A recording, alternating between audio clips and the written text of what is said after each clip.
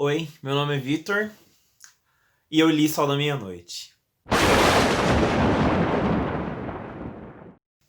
Tá, falar sobre Sol da Meia-Noite pra um fã de Crepúsculo, como um fã de Crepúsculo, é de certa forma falar sobre uma coisa que por muito tempo foi meio que tratado como uma lenda urbana dentro do nosso fandom e do nosso mundo literário da saga Crepúsculo. E, bom, eu vou resumir muito brevemente a história, porque, enfim, provavelmente você já ouviu falar, tem vários canais aí falando, mas basicamente esse livro era para ser publicado em 2008, 2009, no máximo. Ou seja, mais de 10 anos atrás, 12 anos atrás, para ser mais específico. E o que aconteceu nesse meio tempo, porque esse livro não foi publicado? Ocorreu um vazamento, tá? Esse livro vazaram 12 capítulos, os 12 primeiros capítulos de Sol da Meia-Noite vazaram na internet. Basicamente porque Stephenie Meyer tinha oferecido alguns rascunhos para a equipe de filmagem do filme Crepúsculo, que saiu em 2008, e alguém vazou esses rascunhos. Quando isso aconteceu, a Stephenie Meyer se sentiu muito traída e, de certa forma, sentiu que os direitos dela de autora foram feridos e ela não se sentia mais confortável em continuar escrevendo aquele livro. E falou que um dia, quando ela achasse que ninguém lembrava mais de Crepúsculo e de Sol da Meia-Noite, ela iria publicar. Bom, acabou que passaram-se 10 anos e o simples fato dela colocar um contador no site dela já fez com que os fãs de Crepúsculo do mundo inteiro ficassem ansiosos e imaginando que esse livro seria anunciado, e derrubaram o site dela. Isso é uma história muito, muito breve, muito simples de como a saga Crepúsculo marcou vidas de uma forma tão permanente e tão incrível que fãs novos surgem todo dia, sabe? Mas, enfim, esse livro foi lançado aqui no Brasil simultaneamente pela Intrínseca, um trabalho assim incrível. Tem um link que eu vou colocar aqui na descrição do blog deles explicando a loucura que foi publicar esse livro no Brasil simultaneamente nos Estados Unidos. Eu tinha planejado fazer um diário de leitura. Gravei um unboxing de quando esse livro chegou. Eu cheguei a gravar umas 2 ou 3 entradas, mas o fato é que eu fiquei tão vidrado nessa leitura que eu nem lembrava de fazer as entradas. E chegou um momento pra lá do meio do livro que eu falei, quer saber, não vou fazer mais entrada nenhuma, vou só fazer o vídeo final. E se eu achar que der pra aproveitar alguma coisa, eu vou colocar. Então, aqui eu vou colocar pra vocês algumas entradas do diário ao longo desse vídeo, vocês vão ver. Gente, acabei de ler o primeiro capítulo desse livro no meu Kindlezinho. E aí a primeira impressão que eu tenho pra dizer pra vocês é que, assim, Stephenie Meyer sabia do que estava falando. Sabia o que estava fazendo, entendeu? Eu não sei, eu tô sentindo o nervoso do Edward. Eu tô dentro da cabeça dele, assim, num nível. Eu não sei explicar pra vocês, gente, mas tô amando. Tô amando. As primeiras palavras, assim, já me pegou de uma forma que, meu Deus do céu. Tá, gente, eu li cerca de 20% do livro. Eu tô numa parte agora que o Edward está começando a perceber o que tá acontecendo e se recusando um pouco a acreditar. E não a acreditar, mas se recusando a se colocar nesse papel em que ele sabe que ele vai destruir a vida dessa menina, de alguma forma ou de outra. Ou ele vai transformar ela em vampira, ou ela vai morrer. A gente tem, no começo, um Edward completamente entediado com a eternidade. Aí depois disso, a gente tem o Edward. Um pouco logo depois, a gente tem um Edward curioso. Não vou dizer animado, mas a gente tem um personagem muito mais. não sei, ele tá instigado a entender o que tá acontecendo, cara? Essa menina que eu não consigo ler o pensamento, ela tem um cheiro que eu nunca vi, um cheiro tão bom em toda a minha vida. Ela. E é só pra mim isso, aparentemente. Meus irmãos estão cagando pro cheiro dela. É. E eu tenho vontade de proteger ela. Tipo, sabe, eu não quero. Eu poderia simplesmente ir na casa dela à noite e matar ela. Só que eu não quero fazer isso. E aí ele entra nessa dúvida. E logo depois ele entra num fosso assim de depressão. Por estar começando a entender o que está acontecendo. E acompanhar essa tempestade de emoções na escrita da Stephenie Meyer é um negócio assim, gente, é sério, é muito incrível. Eu acho que o mais legal, porque assim, a gente que é fã de Crepúsculo, mesmo que você não tenha lido outros livros da Stephenie Meyer fora a saga Crepúsculo, então mesmo que você não tenha lido A Hospedeira, A Química, enfim, você percebe, eu pelo menos percebo a evolução da escrita da Stephenie. Não que eu não ache que ela era uma boa autora no começo, eu acho que é uma questão de, enfim, de tempo, experiência e skills mesmo, habilidades que ela foi desenvolvendo na escrita dela, que, cara, sério, esse livro valeu cada segundo dos 12 anos que a gente esperou. Porque isso aqui foi muito bem revisado por ela, cara. Isso aqui foi muito bem pensado, muito bem conectado com tudo que, que a gente já tinha na saga. E eu tô muito feliz com isso. Ao mesmo tempo que eu tô um pouco mal, porque eu tô muito conectado com esse personagem. Enfim. Eu vou parar de ficar erguendo ele porque ele é um livro pesado. Esse livro tem quase 800 páginas, gente. Eu vou ver aqui, são 738 páginas, uma coisa assim.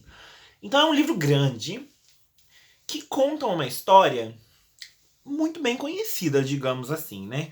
Que é a história do primeiro livro da saga Crepúsculo, chamado Crepúsculo. E o que é o mais incrível do Sol da Meia-Noite? Eu diria pra você que é justamente ser o Edward Cullen, o narrador. Por que que isso é tão incrível e por que que isso gerou uma ansiedade tão grande por parte dos fãs e por que que a gente ficou tão ansioso para esse livro finalmente ser lançado? O Edward lê mentes. E se você assistiu o vídeo passado que eu gravei aqui no canal, uma coisa que é importante sobre a saga Crepúsculo é que a saga Crepúsculo tem uma narradora que não é confiável. Tem uma narradora que estava extremamente envolvida e entorpecida por sentimentos muito malucos e muito intensos. E toda coisa da adolescência e da cidade nova e do deslumbramento por um ser fantástico, por um mundo fantástico. Tudo aquilo transformava a narração da Bella numa narração humana demais, vamos dizer assim. Ela não tinha o distanciamento necessário para que a gente tivesse todas as nuances da história. O Edward, de certa forma, é uma narração complementar a isso. O Edward, ele é extremamente detalhista, em momentos muito racional, ao mesmo tempo que ao longo do livro ele vai se transformando numa pessoa cada vez mais emocional e ele fala, quanto mais o livro passa, ele começa a falar mais dos sentimentos dele e da humanidade que aquele amor pela Bella tá gerando nele. Mas mesmo assim, o Edward tem uma coisa que a Bella não tem, que é o fato de que ele pode ler mentes. Então ele é algo muito próximo de um narrador onisciente, porque ele tem todas as perspectivas ali possíveis dentro dessa história, menos a da Bella Swan, que a gente já sabe. Então, é um livro muito difícil de ser ruim pra você que já se encantou pela história de Crepúsculo. Uma coisa que eu acho muito interessante, esse livro tem passado nessas poucas semanas depois do lançamento no topo de todas as listas de mais vendidos, né? Até onde eu sei, ele só foi lançado simultaneamente no Brasil e nos países de língua inglesa, então Estados Unidos, Inglaterra, enfim. Eu já vou falar sobre a tradução, inclusive. E nesses países que esse livro foi lançado no dia 4 de agosto, esse livro não sai do topo dos mais vendidos. Ele já vendeu mais de 1 milhão de cópias nos Estados Unidos. Aqui no Brasil já passaram de 100 mil, 120 mil cópias vendidas, que pro mercado brasileiro, enfim, para quem tem noção, sabe que é muita coisa, né? E essa história continua falando com a gente 15 anos depois do primeiro livro, O Crepúsculo, ter sido lançado. E isso só reforça as coisas que eu falei no outro vídeo e que me fazem ser apaixonados por essa saga. Essa saga continua falando com a gente. Mas vamos ao Sol da Meia-Noite, né? O título, a capa. Eu amo essa capa justamente porque ela dá uma noção muito grande do que está por vir. Ela não é só uma romã aberta, ela é uma romã feia. Ela não é uma romã bonita, não é legal ficar olhando. Tem gente que tem tripofobia e que fica agoniado de olhar para a capa desse livro. E eu acho que isso é maravilhoso. Isso é linguagem, isso fala, isso conta a história. Quando você pega a capa desse livro e vê essa romã aberta, toda feia, toda esquisita, parece que ela tá meio estragada, meio mordida, parece que ela não foi cortada perfeitamente, parece que ela, não sei, parece que alguém rasgou ela no meio. Isso conta uma história. Isso conta uma história. Esse título, tudo que conversa. E... Bom, não vou só falar de coisas boas, tá? Porque eu sou fã e quando a gente é fã e a gente pega o livro, óbvio que a gente já tem uma opinião pronta de que vai ser incrível, né? Mas... eu posso dizer que é um livro que atendeu completamente as minhas expectativas, mesmo com alguns defeitos que são as coisas que eu vou falar agora, tá? E não é nem que eu acho que eles sejam defeitos puramente ditos. Eu acredito que são coisas que, na verdade, fazem sentido dentro dessa história e dentro do contexto de leitura, enfim, eu vou explicar tudo pra vocês. O Edward, ele é chato. Ele é chato. Tem capítulos que eu quis matar o Edward, porque ele tava pensando coisas que eu ficava falando, cara, eu não acredito que você tá pensando isso, sabe? Tipo, calma, cara, vai dar tudo certo. O Edward é um personagem extremamente ansioso, extremamente preocupado e pensando nas mil possibilidades éticas do que ele tá fazendo. E, enfim, o final desse livro, gente, isso não é spoiler, tá? É só um aviso. O final desse livro é triste, tá? É um final triste. Porque você tem esse personagem que... Enfim, é muito difícil falar de spoiler quando a gente tá falando de Crepúsculo, principalmente o primeiro livro, mas... De certa forma, esse amor transforma ele de uma forma muito intensa. E tem momentos que você fica cansado e você pensa, Edward, tá bom, cara, eu já entendi. Tem momentos repetitivos nessa história, mas isso de maneira alguma é um defeito da narrativa da autora, entende? Isso é parte daquele personagem. Faz parte daquele personagem esses momentos repetitivos, esses momentos que ele fica falando, e aí ele fala de novo, eu sou um monstro, eu sou um monstro, eu sou um monstro. Ele usa essa palavra monstro ao longo do livro inteiro. Tem um pequeno período que ele para de usar essa palavra e lá no final ele volta a falar essa palavra de novo. Enfim, esse é o Edward, tá? Outro problema que me pegou tá relacionado à tradução, tá? Eu vou ler pra vocês o nome das tradutoras. Esse livro foi traduzido por muita gente. Eu não vou nem... Ó, Carolina Rodrigues, Flora Pinheiro, Gil Alonso, Maria Carmelita Dias, Mariana Vargas e Viviane Diniz. Esse livro foi traduzido por 6 pessoas. Por que isso aconteceu? Porque eles não tinham tempo pra traduzir, para ter uma tradutora só. Então eles pegaram o livro, dividiram ele em várias partes e deu para essa equipe de tradutores traduzir. Depois esse livro foi cortejado com o original, foi cortejado com os livros anteriores da saga e foi, enfim, todo esse processo está explicado lá no blog da Intrínseca. Qual que é o problema? Apesar de eu ser muito grato à Intrínseca por esse livro ter chegado nas nossas mãos no dia do lançamento nos Estados Unidos, a tradução tem problemas, tá? Você tem vários momentos que a gente tem falas, e isso é muito perceptível porque isso se percebe principalmente nas falas que são originais de Sol da Meia-Noite, que são falas que não estavam na saga, no Crepúsculo original. Então, essas falas que são originais, novas, vamos dizer assim, são falas que têm probleminhas aí de. Parece que o diálogo tá meio superficial, parece que tem algumas expressões idiomáticas que foram traduzidas literalmente, gírias que foram perdidas, se perdeu algumas coisas nessa tradução, tá? Eu vi poucos erros gramaticais, assim, mas existem problemas nessa tradução, tá?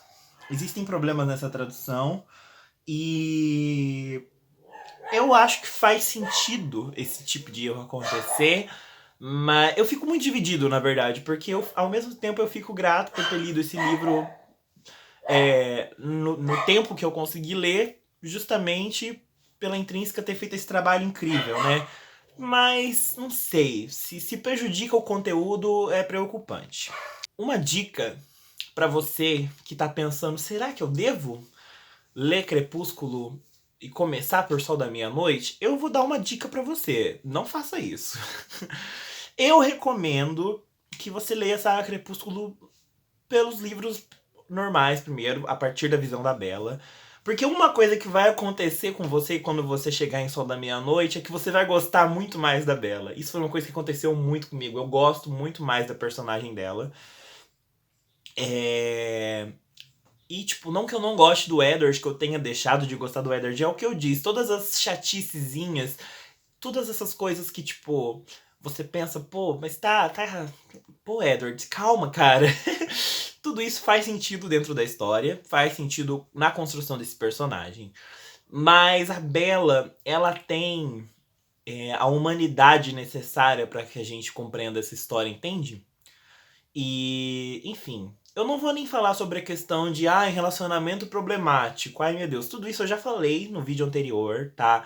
Eu não acho que você pode esperar de um relacionamento de um vampiro de cento e poucos anos com uma menina adolescente de 17 anos seja um relacionamento super normal, ok? Eu acho que vai ter questões, sim, é óbvio. Sem falar que o livro foi lançado em 2005, né? E a Stephanie Meyer, ela faz algumas coisas aqui, inclusive, detalhes, assim, muito sutis, que ela te dá um novo olhar. E ela passa um pano pro Edward, digamos assim, né? Tem momentos que o Edward fala uma coisa que, quando a gente leu em Crepúsculo, a gente achou problemática, mas o que tava passando pela cabeça antes dele falar isso faz todo sentido, entendeu? Enfim, gente, esse é um livro pra fã, tá? Se você ama a saga Crepúsculo, você vai amar Sol da Meia-Noite. Se você não conhece nada da saga Crepúsculo, você pode, faz o que você quiser da sua vida. Mas você pode ler Sol da Meia-Noite, mas eu recomendo que você leia pelo menos Crepúsculo primeiro, tá? Pelo menos o primeiro livro, para você ter uma noção. Eu não acho necessárias as sequências que a Stephanie Meyer tá dizendo que vai fazer da saga Crepúsculo. Isso me preocupa um pouco, essas sequências. Vamos ver que a gente. Porque eu acho que Crepúsculo termina muito bem. Não acho necessário que Stephanie Meyer escreva os outros livros da saga Aos Olhos do Edward. Eu acho que no final desse livro a gente tem um gostinho da dor que seria ler Lua Nova aos olhos dele. E imagino pra Stephanie Meyer a loucura que seria isso, considerando que ela demorou esses 12 anos pra terminar esse livro. Bom, enfim, acho que é isso que eu posso falar de Sol da Meia-Noite. Espero que você tenha gostado do vídeo. Curta, deixa um comentário, se inscreve no canal. O bom de não ter muitos inscritos no canal, é que eu posso ler todos os comentários, responder todos. A gente pode gerar um debate. Vou deixar também o link do meu Twitter. Lá no meu Twitter é o meu lugar oficial de problematizar a Crepúsculo e, enfim, discutir todas as questões que surgiram nesse livro, e eu tô muito grato, porque no meio de tanta desgraça que esse ano de 2020 trouxe pra gente, nós, fãs de Crepúsculo, tivemos a alegria de ter esse livro lançado, e eu tô muito feliz. Tá bom, gente? É isso aí, muito obrigado por terem assistido até aqui. Tchau, tchau.